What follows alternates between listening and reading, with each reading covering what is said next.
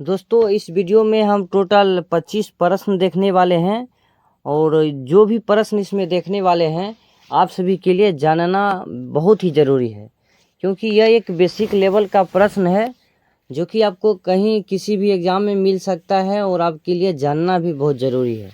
तो चलिए बिना किसी बकवास किए हुए, टाइम पास किए हुए चलते हैं प्रश्न की ओर।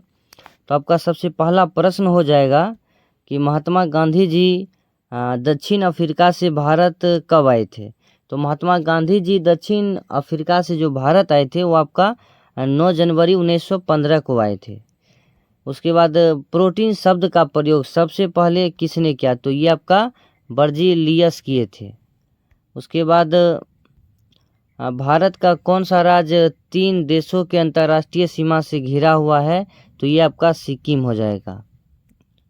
उसके बाद कैमरा का हिंदी क्या होता है, तो कैमरा का जो हिंदी होता है ना दोस्तों, आपका छाया चित्रक हो जाएगा।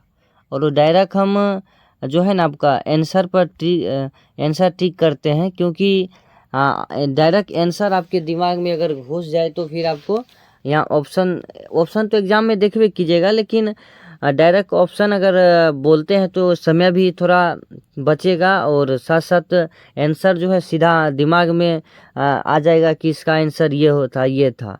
इसीलिए ऑप्शन हम नहीं पढ़ते हैं। बाकी बात आप कमेंट कीजिएगा ऑप्शन पढ़ना चाहिए या नहीं पढ़ना चाहिए, तो ज़रूर कमेंट कीजिएगा। जैसे कि डायनेमो के आविष्कारक कौन है, तो हम पढ़ सकते हैं James Watt, Michael Faraday, Graham Bell, इनमें कोई नहीं। तो आप बताइएगा हमें ये ऑप्शन चारों पढ़ना चाहिए या नहीं पढ़ना चाहिए। इसका जो आंसर हो जाएगा आपका माइकल फैराडे हो जाएगा।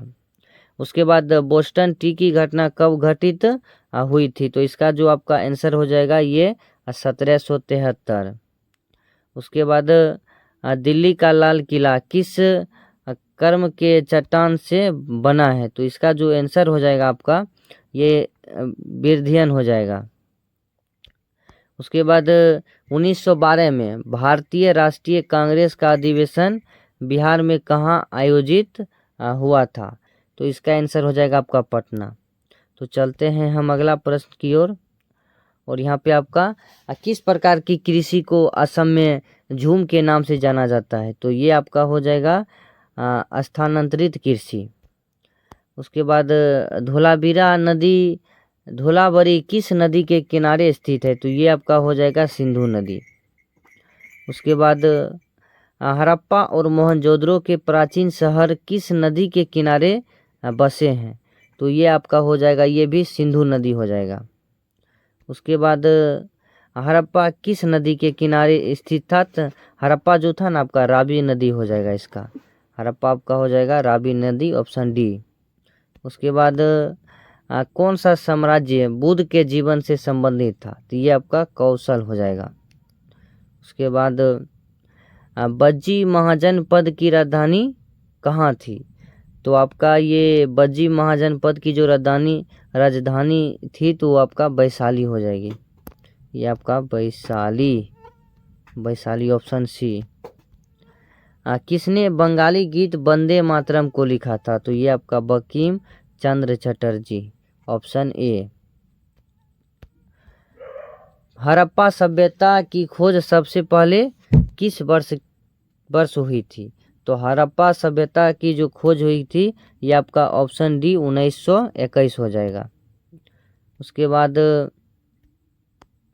हड़प्पा की खोज किसने की थी, तो आप सभी जानते होंगे, अगर पढ़ाई करते होंगे तो ये दयाराम साहनी जी ने हड़प्पा का खोज किए थे। अभिनव भारत सोसाइटी की स्थापना किसके द्वारा की गई थी, तो ये आपका हो जाएगा ऑप्शन डी BD सावरकर। उसके बाद आपका बिहार यूथ लीग का गठन कब हुआ था, तो ये आपका हो जाएगा 1928, ऑप्शन ए इसका आंसर हो जाएगा। उसके बाद दीनदयाल उपाध्याय प्रसिद्ध है, तो ये आपका हो जाएगा ऑप्शन बी एकात्म मानववाद के लिए।